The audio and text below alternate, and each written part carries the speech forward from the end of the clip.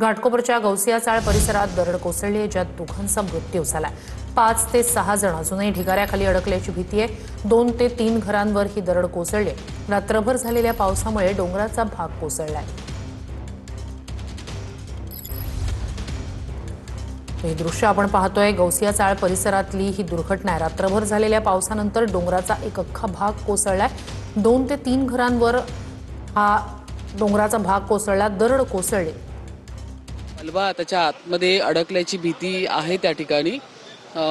अगदी युद्ध पातळीवरती NDRF असेल, अग्निशमन दल असेल, मुंबई महानगरपालिकेचे कर्मचारी आहेत, त्या ठिकाणी आम्ही काम करतोय। मी स्वतः लोकेशनवरती जाऊन आले। AMC अविनाश ढाकणे साहेब पण तिकडेच उभे आहेत। त्या ठिकाणी इतकी अरुंद गल्ली असल्यामुळे एक एक दगड तिथून आपल्याला मॅन्युअली आपल्याला काढून तो बाजूला ठेवावा लागतो, अशा पद्धतीची परिस्थिती आहे। अतिशय वाईट अशी दुर्घटना या ठिकाणी घडलेली आहे।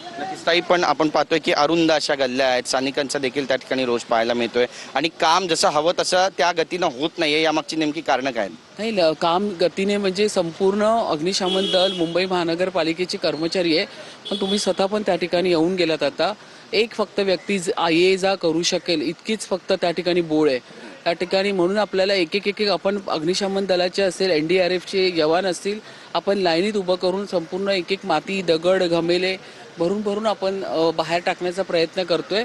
तर त्यामुळे थोडा वेळ लागतोय त्या संपूर्ण प्रोसेसला, पण आहे।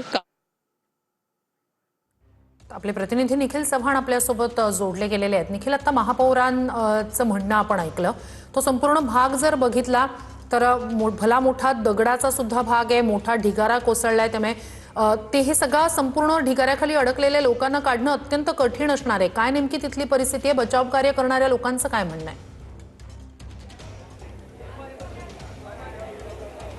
नक्कीच श्रुतीजे, महापौरांनी जो उल्लेख केला त्या ठिकाणी आपण सध्या उभे आहोत आणि या ठिकाणी पाहिलं तर अतिशय भला मोठा जो दगड आहे तो या घरांवरती पडलेला आहे आणि या दगडाच्या खाली जी काही घरं आहे त्याच्यावरती हा पूर्ण मलबा पसरलेला आहे, तो बाहेर काढण्याचं काम आहे ते केलं जातंय। हा दगड असल्यामुळे प्राथमिक या ठिकाणी आहे तो दगड फोडला जातोय आणि दगड फोडून त्या ठिकाणचे दगड आहेत ती साईडला केली जातात। अजून देखील या 5 ते 6 घरांवरती ही संपूर्णपणे दरड आहे ती पडलेली आहे। या ठिकाणी जवळपास 6 ते 7 लोक अडकले असल्याची शक्यता स्थानिकांनी वर्तवण्यात आलेली आहे। 2 जणांना बाहेर काढण्यात आलेला आहे, त्यांचा मृत्यू देखील ह्या संपूर्णपणे घटनेत झालेला आहे। सकाळी जवळपास 3 ते 3:30 वाजता ही संपूर्ण घटना घडली। त्यानंतर 4:30च्या नंतर ही मदत आहे ती या ठिकाणी पोहोचलेली आहे आणि त्यानंतर हे संपूर्णपणे बचाव कार्य आहे ते सध्या आता युद्ध पातळीवरती सुरू आहे। अग्निशमन दल त्यासोबतच NDRFचे जवान या ठिकाणी कामाला लागलेले असून सकाळपासून हे संपूर्ण बचाव कार्य आहे ते सध्या सुरू आहे। या ठिकाणी स्थानिकांकडून मोठ्या प्रमाणात मदत आहे ती प्राप्त होते। जो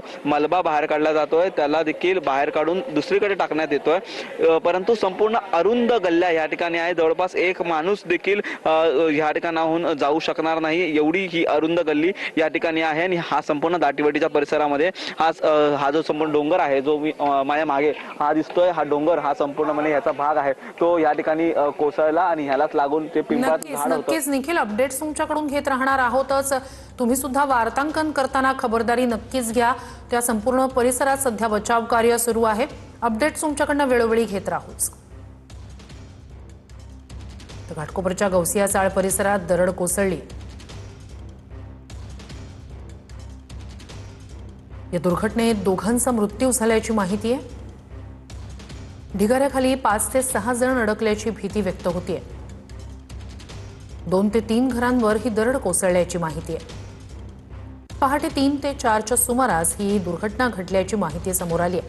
रात्रभर झालेल्या पावसामुळे डोंगराचा एक भाग कोसळलाय। या घटनेची माहिती मिळताच अग्निशमन दल, NDRF आणि पोलीस घटनास्थळी दाखल झाले। नागरिकांच्या बचावासाठी युद्ध पातळीवर बचाव कार्य सुरू आहे।